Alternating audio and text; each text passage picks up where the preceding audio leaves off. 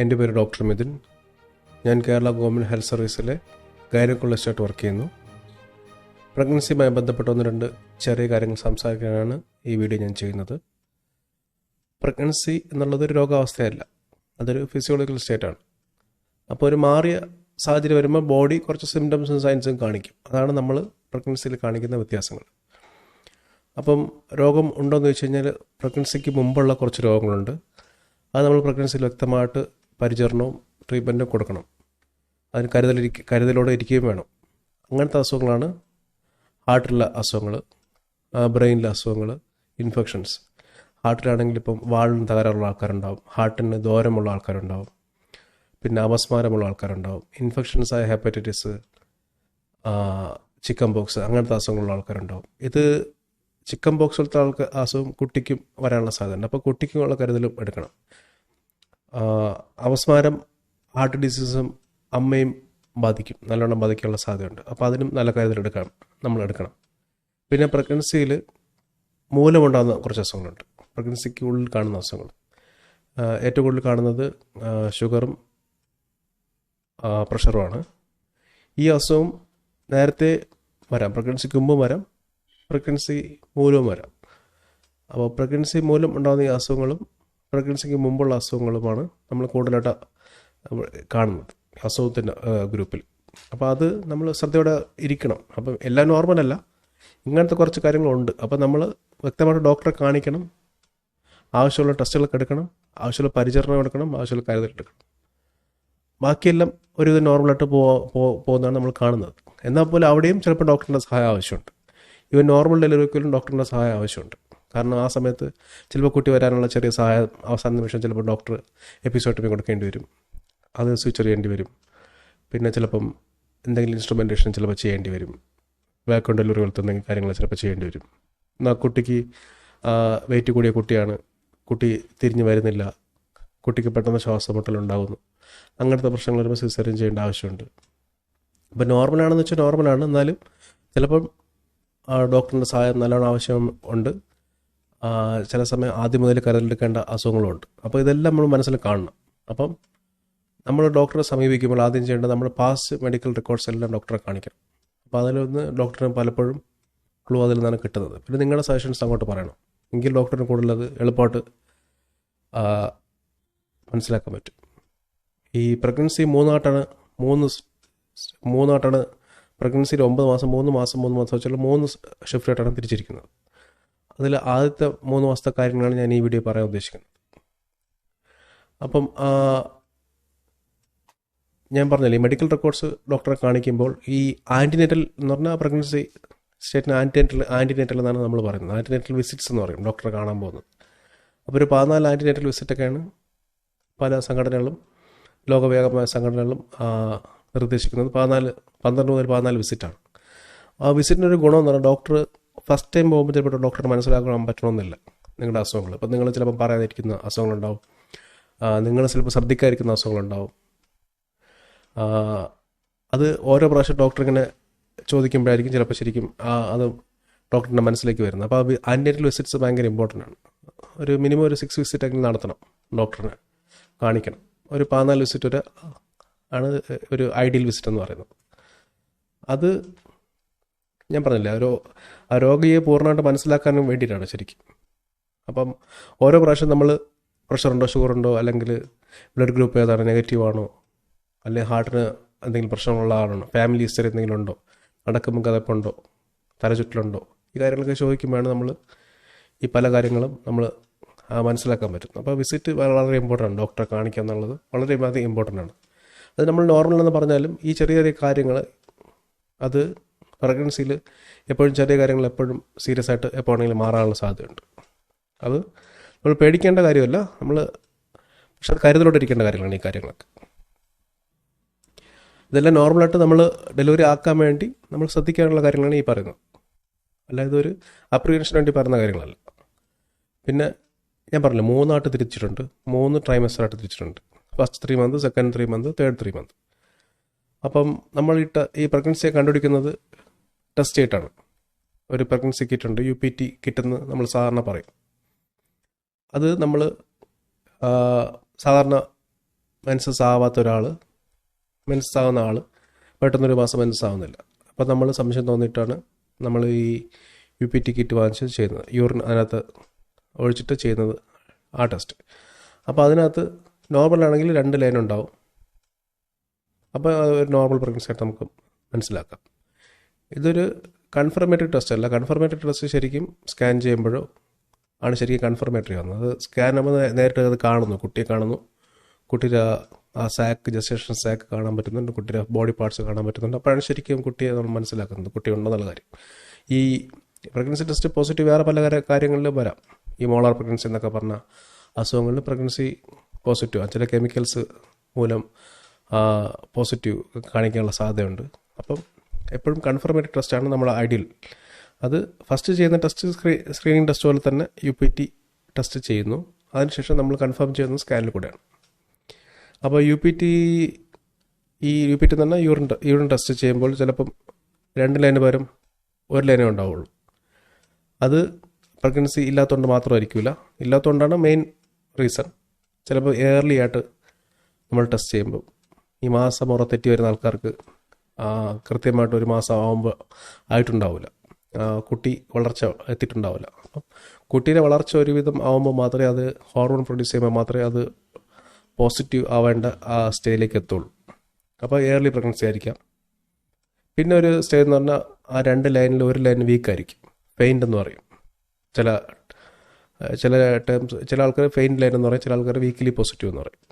Weekly positive എന്ന് പറയുന്നത് അത് 3 കണ്ടീഷനാണ്. ഒന്ന് ഏർലി പ്രഗ്നൻസി, അത് പ്രഗ്നൻസി കുട്ടി വളർന്നിട്ടുണ്ടാവില്ല, ഹോർമോൺ പ്രൊഡ്യൂസ് ചെയ്തിട്ട് ഇത് പോസിറ്റീവ് ആക്കാൻ വേണ്ടിയിട്ട്. പിന്നെ ഫെയിലിംഗ് പ്രഗ്നൻസി ആയിരിക്കും, അതായത് അബോർഷനായി പോകാൻ സാധ്യതയുള്ള എന്തെങ്കിലും ക്രോമസോമൽ പ്രശ്നങ്ങളുള്ള, ജന്മന പ്രശ്നങ്ങളുള്ള, അബോർഷനായി പോകാൻ സാധ്യതയുള്ള പ്രഗ്നൻസിയിലും ഈ faint line, weekly positive line കാണിക്കാം. പിന്നെ ഒരു കണ്ടീഷൻ എന്ന് പറഞ്ഞാൽ യൂഷ്വൽ ലൊക്കേഷൻ അല്ലാത്ത പ്രഗ്നൻസി. യൂഷ്വൽ ലൊക്കേഷൻ എന്ന് പറഞ്ഞാൽ യൂട്രസിനകത്താണ്. യൂട്രസിനകത്ത് ഇഷ്ടംപോലെ ബ്ലഡ് സപ്ലൈ ഉണ്ട്, അപ്പോൾ കുട്ടിക്ക് വളരാനുള്ള സൗകര്യമുണ്ട്. അപ്പോൾ കുട്ടി അതിൻ്റെ ഐഡിയലായിട്ട് അത് ബീറ്റ-ICG പ്രൊഡ്യൂസ് ചെയ്ത് ലൈന് പോസിറ്റീവ് ആവും. അപ്പോൾ അബ്നോർമൽ ലൊക്കേഷൻ ഇരിക്കുകയാണ്, അപ്പോൾ ട്യൂബിൽ ഇരിക്കുകയാണ്, അല്ലെങ്കിൽ ഓവറി ഇരിക്കുകയാണ്, അല്ലെങ്കിൽ സർവിക്സ് വേറെ സ്ഥലത്ത് എക്ടോപിക് പ്രഗ്നൻസി, അതന്നെയാണ് എക്ടോപിക് എന്ന് പറയുന്നത്. എക്ടോപിക് എന്ന് പറഞ്ഞാൽ യൂഷ്വൽ ലൊക്കേഷനായി യൂട്രസിന് പുറത്തിരിക്കുന്നതിനാണ് എക്ടോപിക് എന്ന് പറയുന്നത്. മെയിൻലി ട്യൂബാണ് കാണുന്നത്. ട്യൂബിൽ ഇരിക്കുന്ന പ്രഗ്നൻസിയിൽ അതിനകത്ത് ബ്ലഡ് സപ്ലൈ ഒന്നും ഉണ്ടാകാതെ കുട്ടിയുടെ വളർച്ച ഉണ്ടാകാതെ ഇരിക്കുന്ന ആ സാഹചര്യത്തിൽ ഐഡിയലായിട്ട് അതിന് ഹോർമോൺ പ്രൊഡ്യൂസ് ചെയ്യാൻ പറ്റില്ല. അപ്പം വീക്കിലി പോസിറ്റീവ് ലൈൻ ആയിരിക്കും കാണിക്കുന്നത്. അപ്പോൾ വീക്കിലി പോസിറ്റീവ് ലൈൻ എന്ന് പറഞ്ഞാൽ പെയിൻലി ആബ്സെൻറ്റ് ലൈൻ ആണെങ്കിലും നമ്മൾ ശ്രദ്ധിക്കണം. അതടുത്ത് ഒരു 2 വീക്സ് കഴിഞ്ഞ് 2 ആഴ്ച കഴിഞ്ഞിട്ട് അത് ഒന്നുകൂടെ ചെയ്യുമ്പോൾ ചിലപ്പോൾ അത് പോസിറ്റീവ് ആവും. അപ്പോൾ അത് എയർലി പ്രഗ്നൻസി ആണെങ്കിൽ അത് പോസിറ്റീവ് ആവും. എന്നാൽ മറ്റേ എക്ടോപിക് പ്രഗ്നൻസി, ട്യൂബൽ പ്രഗ്നൻസി ആണെങ്കിൽ നമ്മളത് വളരെ ശ്രദ്ധയോടെ തന്നെ അത് ഇരിക്കണം. അതായത് സ്കാൻ ചെയ്ത് മാത്രമേ അത് കൺഫേം ചെയ്യാൻ പറ്റുള്ളൂ. ഇപ്പോൾ ട്യൂബൽ പ്രഗ്നൻസി ആണെങ്കിൽ അത് ശരീരത്തിന് അത് ട്യൂബിൽ ഇരുന്ന് വളർന്ന ട്യൂബ് പൊട്ടി ബ്ലീഡിങ് ആയി അമ്മയ്ക്ക് ജീവഹാനി വരെ സംഭവിക്കാൻ സാധ്യതയുണ്ട്. അപ്പോൾ അത് നമ്മൾ ഒഴിവാക്കാൻ വേണ്ടി ഒന്ന് മെഡിക്കലി ഒഴിവാക്കാൻ പറ്റും, സർജിക്കലി ഒഴിവാക്കാൻ പറ്റും. അത് ചിലപ്പോൾ അതിൻ്റെ പ്രശ്നം എന്ന് പറഞ്ഞാൽ അബ്നോർമലായിട്ട് അത് നമ്മൾ കണ്ടുപിടിക്കാതിരുന്നുള്ള പ്രശ്നം എന്ന് പറഞ്ഞാൽ അത് പെട്ടെന്ന് അത് പൊട്ടുകയും ജീവഹാനി വരെ സംഭവിക്കാൻ സാധ്യതയുണ്ട്. അപ്പം നമ്മൾ ഈ പ്രഗ്നൻസി എപ്പോഴാണോ ഫസ്റ്റ് സ്കാൻ ചെയ്ത് യൂട്രസിനകത്താണെന്ന് കൺഫേം ചെയ്യുന്നവരെ നമ്മൾ ശ്രദ്ധയോടെ തന്നെ ഇരിക്കണം. വളരെ ശ്രദ്ധിക്കേണ്ട സമയമാണ് ആ സമയം വരെ നമ്മളൊരു 8 ആഴ്ച വരെ നമ്മൾ വളരെ ശ്രദ്ധയോടെ സ്കാൻ ചെയ്ത് പോസിറ്റീവായി സ്കാൻ ചെയ്ത് യൂട്രസിനകത്ത് പ്രഗ്നൻ്റ് ആണ്, ട്യൂബും ബാക്കി എക്ടോപിക് ലൊക്കേഷൻസിലൊന്നും ഇല്ലെന്ന് കൺഫേം ചെയ്യുന്നവരെ നമ്മൾ ശ്രദ്ധയോടെ തന്നെ ഇരിക്കണം. യാത്ര ചെയ്യാനോ അത്യാവശ്യം യാത്രകൾ ചെയ്യുന്നതിന് കുഴപ്പമില്ല. സംശയം ഉണ്ടെങ്കിൽ അത്യാവശ്യം യാത്രകൾ കുറയ്ക്കുക. പിന്നെ ബാക്കി കാര്യങ്ങൾ ഹെവി വർക്കൊന്നും ചെയ്യാൻ പാടില്ല, റെസ്റ്റ് എടുക്കുക.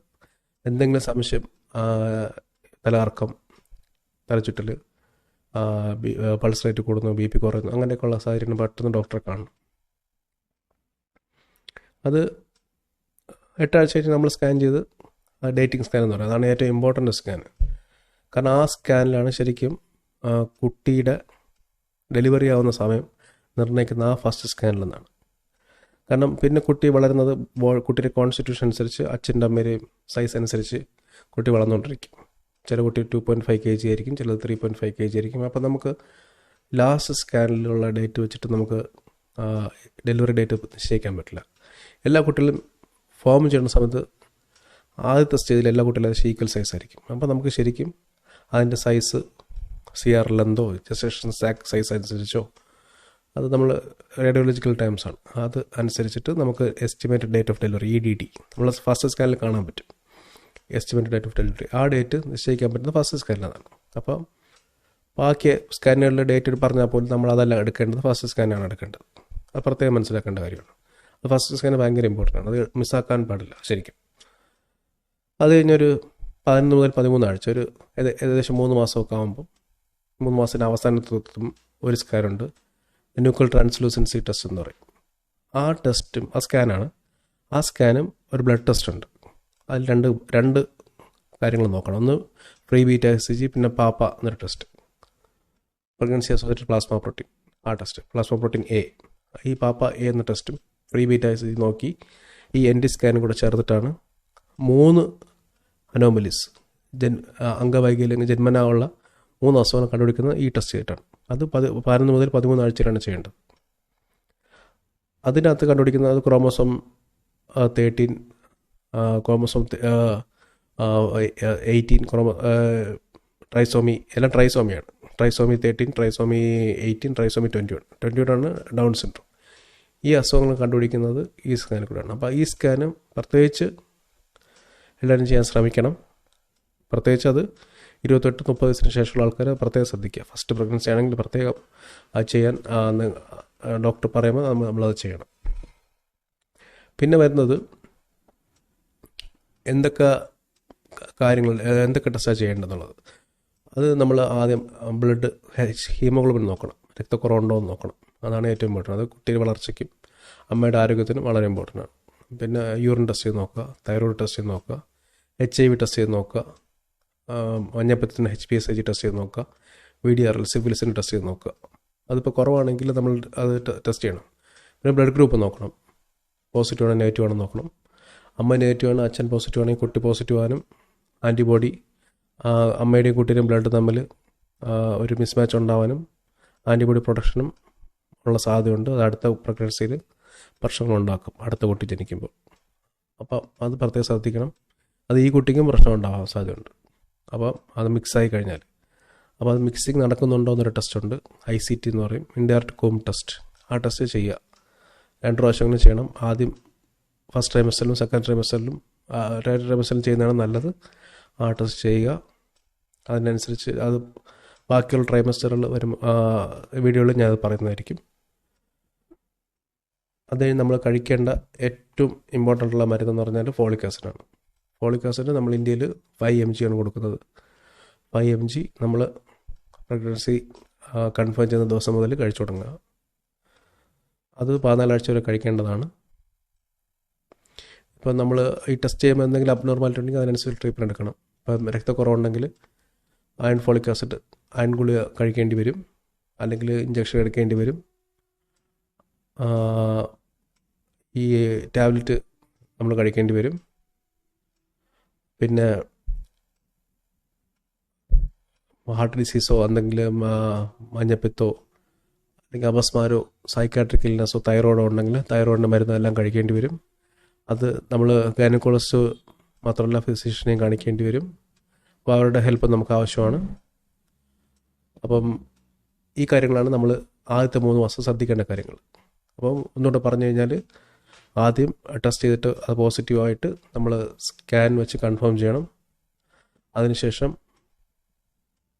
നമ്മൾ ഈ ടെസ്റ്റുകളെല്ലാം ചെയ്യുക, ഫോളിക് ആസിഡ് കഴിക്കുക, TT എടുക്കേണ്ടത് വളരെ ഇമ്പോർട്ടൻ്റ്. TD എന്നുള്ള ഇഞ്ചക്ഷനാണ് കൊടുക്കുന്നത്. അത് ഫസ്റ്റ് ട്രൈമസ്റ്ററിൽ തന്നെ 2 എടുക്കുന്നതാണ് നല്ലത്. അത് മിസ്സായിട്ടുണ്ടെങ്കിൽ അത് പ്രശ്നമല്ല, അടുത്ത ട്രൈമസ്റ്ററിൽ എടുക്കാം. എന്നാലും ഫസ്റ്റ് ട്രൈമസ്റ്ററിൽ ഒരു ഇഞ്ചക്ഷനെങ്കിലും എടുക്കണം, TD ഇഞ്ചക്ഷൻ. അത് എടുത്തിട്ട് നെക്സ്റ്റ് 1 മന്ത് കഴിയുമ്പോൾ അടുത്ത ഇഞ്ചക്ഷൻ എടുക്കാം, 2 ഡോസ് എടുക്കാം. അതാണ് അതിൻ്റെ യൂഷ്വൽ പ്രൊസീജിയർ. പിന്നെ നമ്മൾ ഡേറ്റിംഗ് സ്കാൻ, അതായത് ഫസ്റ്റിൽ 8 ആഴ്ചയുള്ള ഒരു സ്കാൻ എടുക്കുക. അതിനുശേഷം 11 മുതൽ 13 ആഴ്ച വരെയുള്ള ഒരു സ്കാനും കൂടെ എടുക്കുക. അതിനകത്ത് ഡബിൾ മാർക്കറും കൂടെ ചെയ്യുക. അത് പോസിറ്റീവ് ആണെങ്കിൽ പിന്നെ അത് കൺഫർമേഷൻ ചെയ്യാനുള്ള ടെസ്റ്റുകളുണ്ട്. അമ്നിയോ സിന്തസിസും കൊറോണിക്കുള്ള സാമ്പിളിംഗ് എല്ലാം ഉണ്ട്. അതൊക്കെ പിന്നെ പറയാം. അതിപ്പം ഇങ്ങനെ ജസ്റ്റ് ഓർത്ത് വെച്ചാൽ മാത്രം മതി. അത് അതിനെപ്പറ്റി കൂടുതൽ വറി ചെയ്യേണ്ട. അത് നെഗറ്റീവ് ആകുമ്പോൾ നമുക്കത് ഡബിൾ മാർക്കർ നെഗറ്റീവ് ആണെങ്കിൽ നമ്മൾ ലോ റിസ്കോ നെഗറ്റീവ് ഒന്നായിരിക്കും അതിനകത്ത് എഴുതിയിരിക്കുന്നത്. അങ്ങനെയാണ് നമുക്ക് പേടിക്കാനൊന്നുമില്ല. പിന്നെ നമ്മൾ ഫോളിക് ആസിഡ് കൃത്യമായിട്ട് കഴിക്കുക. ബ്ലഡ് ഗ്രൂപ്പ് നോക്കുക, നെഗറ്റീവ് ആണോ പോസിറ്റീവ് ആണോ എന്നുള്ള കാര്യം നോക്കുക. റെയർ ഗ്രൂപ്പുകളാണെങ്കിൽ അത് നമ്മൾ ബ്ലഡൊക്കെ അറേഞ്ച് വെക്കേണ്ടി വരും. ഇത്തരം കാര്യങ്ങളാണ് നമ്മൾ ശ്രദ്ധിക്കേണ്ടത്. മെയിനായിട്ട് മെഡിക്കൽ എന്തെങ്കിലും നേരത്തെ മരുന്ന് കഴിക്കുന്ന അസുഖങ്ങളുണ്ടെങ്കിൽ അതിൻ്റെ കൃത്യമായിട്ടുള്ള വിവരം ഡോക്ടറെ അറിയിക്കുക. എന്തെങ്കിലും ഓപ്പറേഷനൊക്കെ പണ്ട് കഴിഞ്ഞിട്ടുണ്ടെങ്കിൽ അതും ഡോക്ടറെ അറിയിക്കുക. നിങ്ങൾക്ക് ചിലപ്പോൾ ഓർമ്മ ഉണ്ടാവണമെന്നില്ല, ഡോക്ടറുകളും കണ്ടുപിടിക്കാൻ പറ്റണമെന്ന് ഉണ്ടാവില്ല. അപ്പോൾ വളരെ 2-3 പ്രാവശ്യം വിസിറ്റ് ചെയ്യുമ്പോഴായിരിക്കും ഡോക്ടർ അറിയുന്നത്. അപ്പോൾ എല്ലാം തുറന്ന് സംസാരിക്കാനുള്ള ഒരു അവസരം രണ്ടുപേരും ഉണ്ടാവും. ആ സമയത്ത് എല്ലാ കാര്യങ്ങളും പറയുക, എല്ലാ റെക്കോർഡ്സും കാണിക്കുക. ഓരോ പ്രാവശ്യം ഒന്നും കൊണ്ടുവരാതിരിക്കരുത്. എല്ലാ റെക്കോർഡുകളും എല്ലാ പ്രാവശ്യവും കൊണ്ടുവരിക. നേരത്തെ ഡോക്ടർ എഴുതിയ കാര്യങ്ങളും നിങ്ങൾ കഴിച്ചുകൊണ്ടിരുന്ന മരുന്നുകളാണെങ്കിലും പണ്ടെന്തെങ്കിലും സർജറി ചെയ്ത കാര്യങ്ങൾ, ഹാർട്ടിൻ്റെ സർജറി എന്തെങ്കിലും ചെയ്തിട്ടുള്ള കാര്യങ്ങളുണ്ടെങ്കിൽ അത് പറയുക. ഇങ്ങനത്തെ കാര്യങ്ങളെല്ലാം ശ്രദ്ധിച്ചാൽ തന്നെ നമുക്ക് ഒരുപാട് പ്രശ്നങ്ങൾ ഒഴിവാക്കാൻ പറ്റും. ഇനി ബാക്കി 3 മുതൽ 6 മാസം വരെയുള്ളത് 6 മുതൽ 9 മാസം വരെയുള്ള വീഡിയോ വേറെ ചെയ്യുന്നതായിരിക്കും. ഈ വീഡിയോ കണ്ട എല്ലാവർക്കും എൻ്റെ നന്ദി.